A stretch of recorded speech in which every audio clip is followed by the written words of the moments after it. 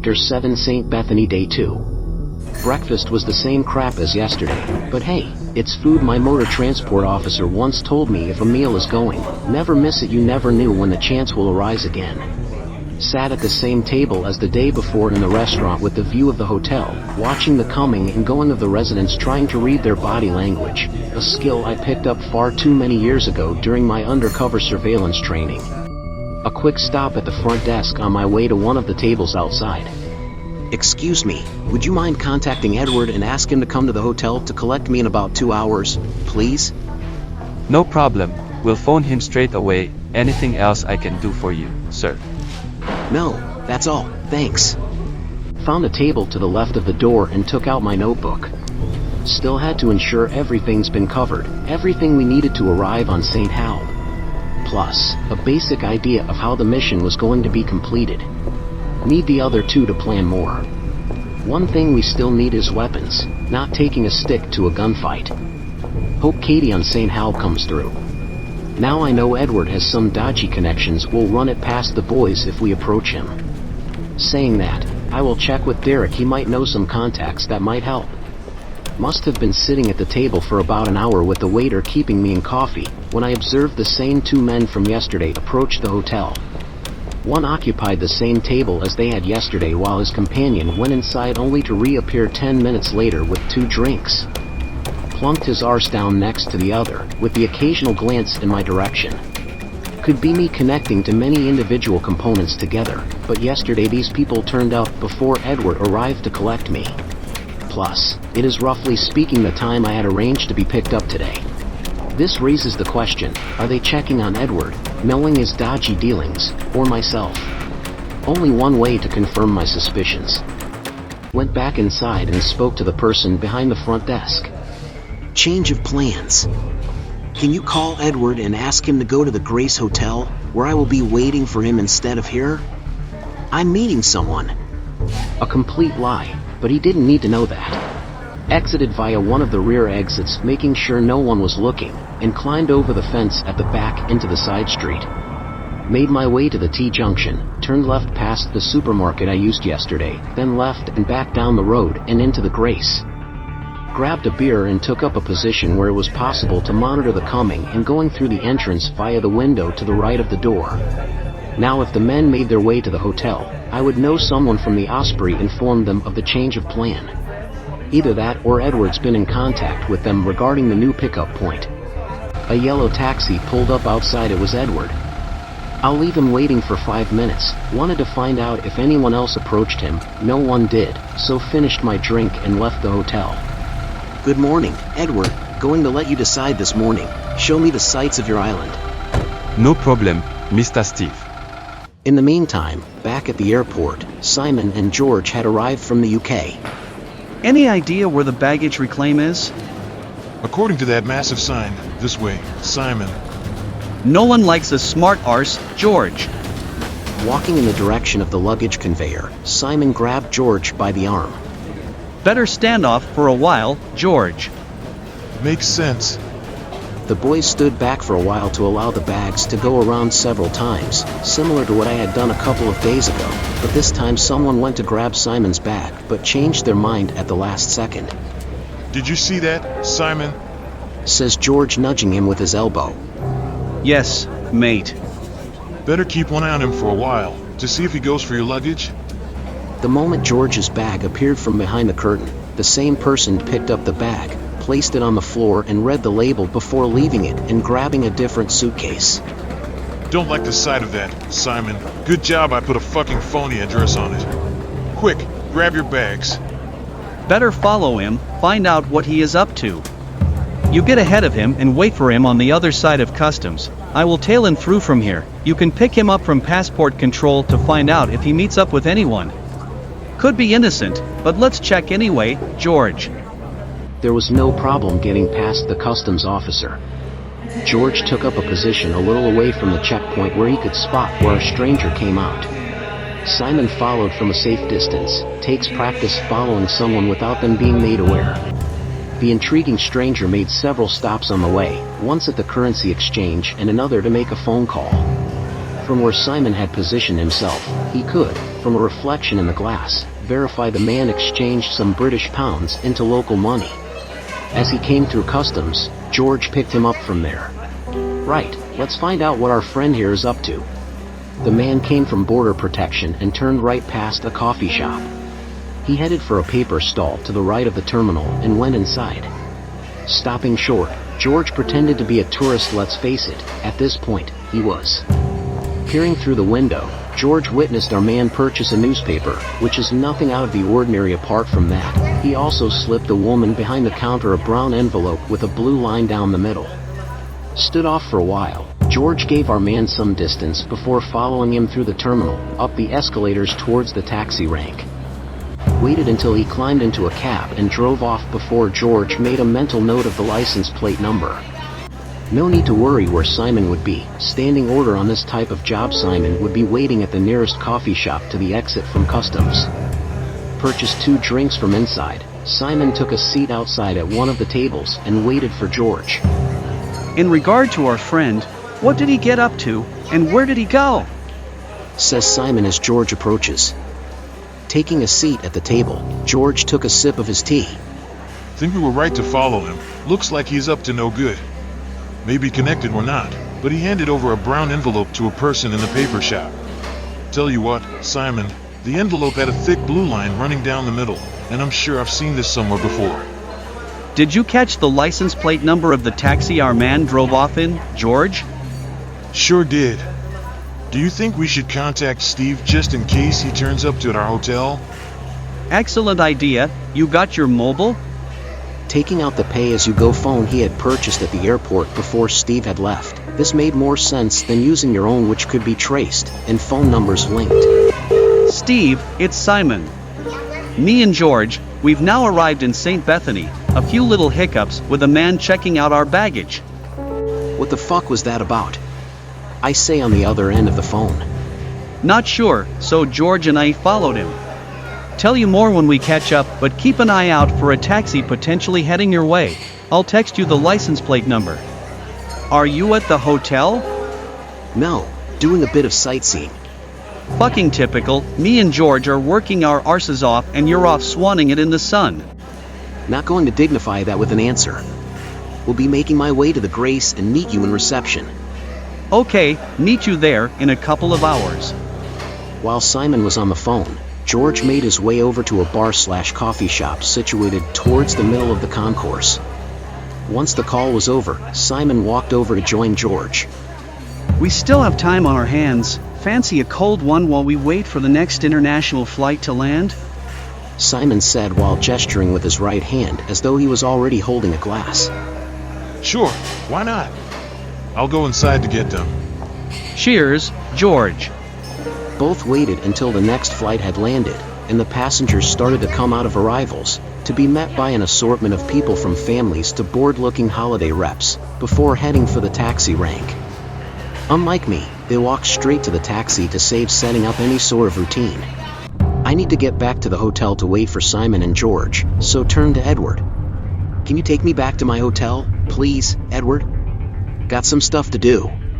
Of course, Mr. Steve. Hope you enjoyed the tour of my little island. Fantastic, Edward. We'll give you a call when back from our fishing trip, so we can discover more of this little island of yours. Arrived back within the hour, knowing what the other two would be doing. Calculated I had about an hour before they would turn up at the Grace Hotel. Plenty of time for a shower, before making my way to wait for them. It was Saturday afternoon, and the Grace was full of locals watching football and enjoying a few drinks. Perfect if this stays this way. Easier for us to slip out the rear of the hotel. During surveillance training, they used to say the best place to hide is not to hide at all but stay concealed in the public domain. No sooner than I walked into the reception when the person behind the bar recognized me. Welcome back, my friend. Always amazes me that if you give someone a big enough tip, they always welcome you with my friend. Ordered what had become my usual since arriving at the island, a bottle of the local brew, went to find a seat outside. Was out of luck, all the tables were occupied. Was about to turn around and head back inside when a table came free. I'll have that one then. Almost finished my second beer when a taxi pulled up. The text from Simon confirmed this was the taxi in which the man left the airport. One man climbed out, took his suitcase from the boot. The man matched the description Simon had given me on the phone. Observed as our man picked up his case and went inside, finished what was left of the beer and followed him in. The mystery man was at the front desk checking, in no rush to follow him anymore for now, so purchased another drink from the bar and returned to my table outside. Simon and George arrived about an hour later. I watched them from the corner of my eye, trying not to make it too evident. As they took their bags from the taxi and made their way inside, made sure we didn't come in eye contact with each other. Left them for another 10 minutes to check if they had been followed. Inside they had booked themselves into the hotel for one night. The man behind the desk had forgotten to take copies of George and Simon's passports. Fantastic news for us, means we don't need to come back to obtain them later. Had no intentions of staying here, just trying to leave a confusing trail as possible. Both of them would also book into the Osprey Hotel for tonight as well. Found them where I was expecting to find them, sat talking to the barman. Well, you two don't waste much time. Sure don't, Steve. You ready for a refill? Thanks, Simon. We'll have another bottle with you. So how was the trip? No issues apart from the man we told you about. Did he turn up at the hotel? Yeah, he turned up in the taxi about an hour before you arrived. He went into the hotel and didn't come back out, so guess he's checked in here. You two spot anything else out of the ordinary while at the airport? Saw him hand a brown envelope with a blue stripe to a woman at the shop in the airport. George thinks he's seen one like it before. Finishing his drink, George proclaimed. Got it. I knew I have seen this type of envelope someplace else. Simon, you still got the one Henry gave you with the dash? Yes, mate, kept a few pounds in it for emergencies. Wait a moment, while I grab it from my bag. From the inside pocket, Simon brought out a brown envelope with a blue stripe down the middle. What a coincidence, you don't see many of them around. Maybe our friend is working for Henry, come to check up on us, suggest we have a few words with him later. Says Simon, holding the envelope out in front of him.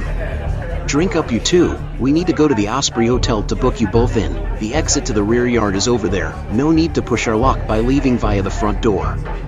Similar to before, the emergency door was unlocked, and we soon found our way into the backyard. The plan was to exit from the hotel via a hole in the back fence.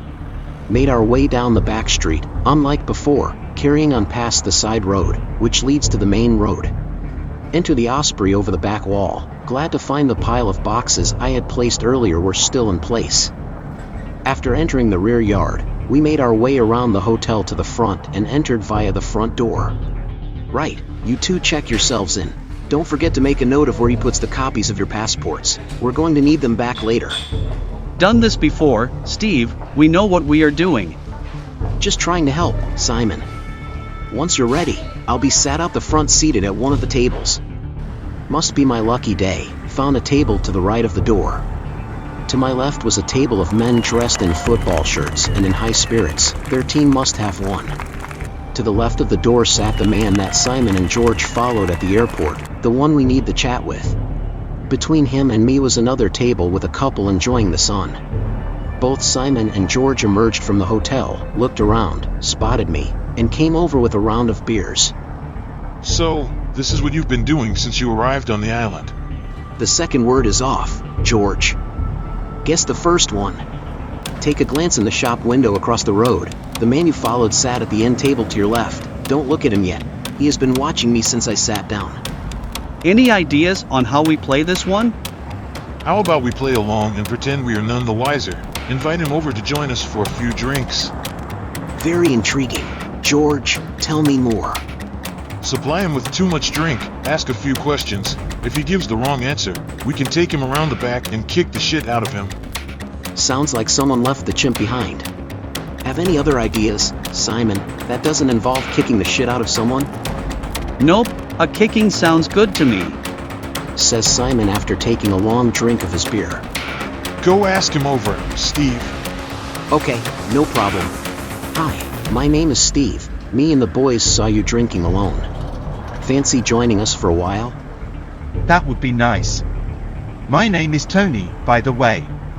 I'll come over in a minute. Need to make a call first. Okay, see you in a moment. He will be over in a moment. Whose round is it? Yours. Mine is a beer. What you having, Simon? The same, mate? Should I do everything then? Stop your whining and fetch the beers. By the time I returned with the drinks, Tony had come over to join us. Got you another drink, Tony, same as what you were drinking. I pointed at the empty bottle he had left on the other table. Have these two reprobates introduced themselves yet? I say, passing him a bottle. Yes, and thanks for the beer. You're welcome. So, what brings you three to St. Bethany? Holiday or work? Says Tony, making conversation. Here for a short holiday. What about yourself? Here on business, arrived several days ago. Well, lying bastard. Now we know he is up to no good. Better play along. That's shite. Hope it's not all work, and you manage some pleasure time as well. We're only on St. Bethany for a week before flying home. The beer and conversation flowed for the next 2 hours, started to build up a picture of our new friend. Sorry, Tony, but we are going to have to leave you as we have a meal booked at a restaurant near the port. Wanted him to know that if he followed us he is going to be one unhappy Teddy. Go inside and speak with the receptionist to give Edward a call, Simon. Sure, no problem, but who the fuck is Edward? The taxi driver I've been using to get around the island. About half an hour later, Edward appeared outside the hotel. Mr. Steve, where do you want to go?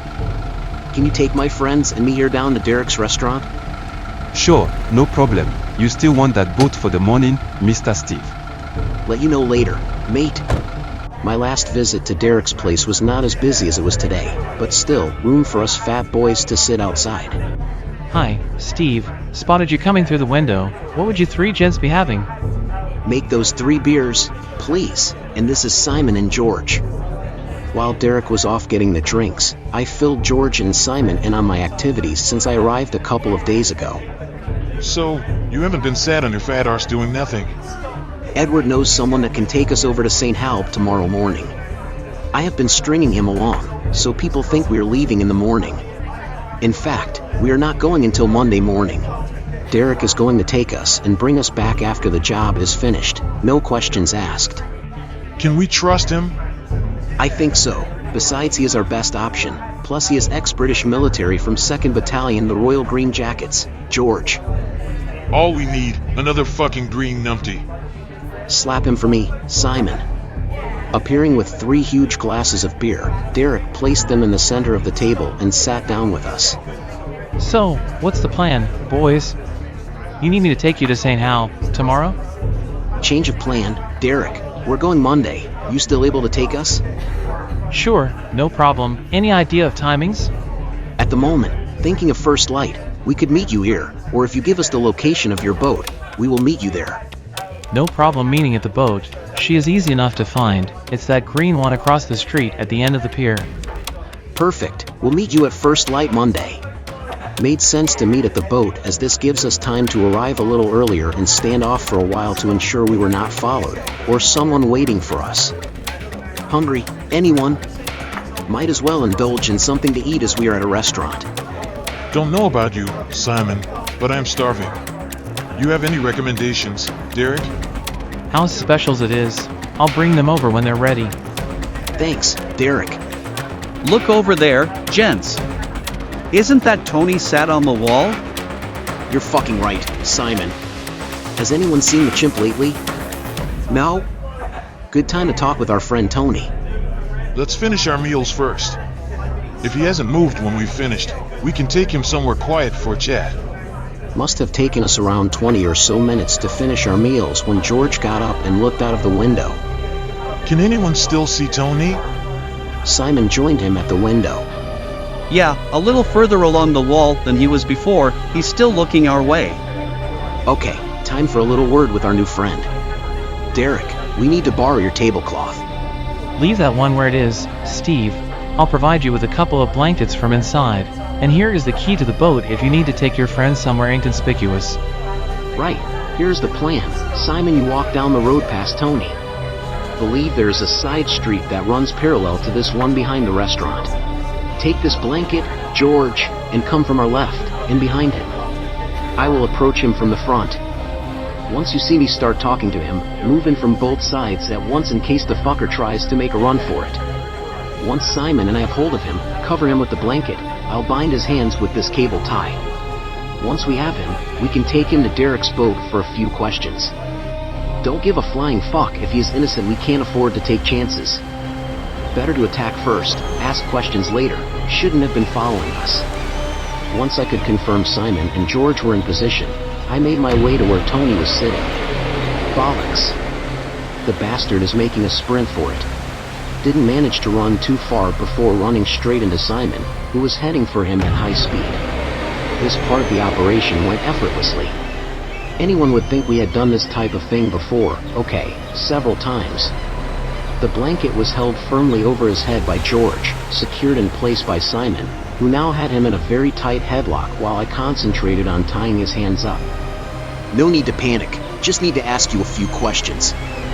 At this point, Tony decided to start protesting and mouthing off. I soon shut him up with a smack to the side of the head with a piece of wood which happened to be lying on the floor. Derek's boat had an open deck to the rear leading off into a wheelhouse. At the opposite end was a wooden door which led into the sitting area. Right, boys, throw the arsehole in here. As George launched him through the door, yep, that will do nicely. Use of one well-placed cable tie to make someone immobile is something we all had learnt. This involved laying the prisoner, in this case, Tony, on his belly, crossing one leg over the other and top leg and foot tucked in behind his hands. Why have you been following Simon and George and checking out their baggage at the airport? Furthermore, what was in the envelope you gave to the woman in the shop and why? Yes, we were watching you as well. Fucking not telling you bastards, nothing. Give Tony a little persuasion with your right foot, if you would be so kind. Lifting his leg high off the ground, Simon gave several hard kicks to the chest, which made Tony flinch and gasp in excruciating pain. Ready to talk now? Fuck off. Now that's not nice. George lifted his hands up a little. Tony gave out another painful cry as his body was arched backwards. Tell us who you're working for, and we will leave you in peace. I'm working for fucking Mickey Mouse.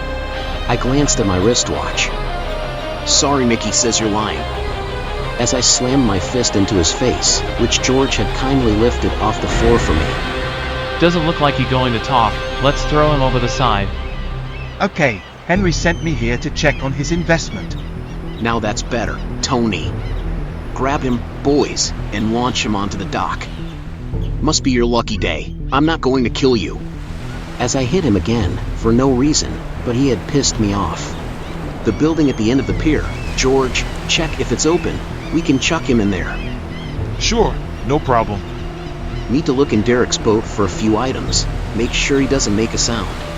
Catch that, scumbag. Don't make a sound. To check he understood, Simon gave him another kick in the stomach. Appears like Derek always traveled prepared, and soon found what I was looking for, a ballpoint pen, a reel of thin wire, a can of petrol, a small battery, and a piece of a metal rod. Once I had everything I needed, I laid them out on the table next to Simon. So, what are you going to do with them? A little reassurance our friend doesn't leave too quickly. The plan was to place a small booby trap on the door handle. First, I unscrewed the back part of the pen and removed the ink cartridge. Next step was to cut off a small piece of the metal rod and check it slid up and down inside. Perfect. Put one end of the short wire into where the nib was located. The second wire was placed into the small hole you find on all this type of pen. Made sure the bare part was inside and ran a short distance within the enclosure. A check confirmed the rod was still functioning. This would act as the connection between the two wire and completing the electrical circuit. Would finish the booby trap off once we had the bastard locked inside. George came back to where Simon still had Tony pinned to the floor. Get it open? Yes, took a little persuasion, but the door is open now. Fantastic. You two take our friend and show him his new home. I'll join you in a moment. Both Simon and George were using their boots to help Tony inside the building when I arrived. Listen carefully, Tony. If you're lucky, someone comes here sometime next week to let you out. In case you're thinking of leaving early, there's a tilt switch secured on the outside handle. I think you know what I'm talking about. Right, close the door while I finish the mechanism. Concealing the switch as best I could behind the handle. Run the 2 thin wires down the crack in the door, towards the floor. Most people only pay attention to what's directly in front of them, taking no notice of what's near their feet. Ran the cables along the bottom of the wall to the rear. 1 wire led to the battery. Another wire came from the positive terminal of the battery. Emptied some petrol out of the can, ensuring plenty of room for vapors. This is what was going to ignite and trigger the explosion. The 2 free ends being twisted together, leaving just a small distance apart that the current would cause a spark. Both were then placed in the can before sealing it tight. Gave it a shake to be safe. Now, when someone pushes down on the door handle, the metal rod will slide inside the pen, creating a circuit and send a beautiful little spark to the end of my wires, and boom. Right, boys, anyone fancy another drink at Derek's place before we head off back to the hotel? Fine by me. You up for a few more, Simon? Arrived back at the restaurant and took up a position near the bar. Make those 3 beers, please, barman. So, your friend left quietly, I take it? Like a church mouse on its way to choir practice. Just one thing, that building at the end of the pier, I would stay away from it if I were you, may go bang. Understood. Time was getting on, better head off back to the hotel, needed to rebook another night. Can you call a taxi for us, Derek? No need. I'll give you a ride back. The wife can watch the bar for a while. There was no problem with booking the extra nights with reception. It's getting late, gents. I will catch up with you at breakfast in the morning. Okay, Steve, see you in the morning. You definitely need your beauty sleep, you ugly bastard. What's that saying? Something about who's calling the kettle black, Simon.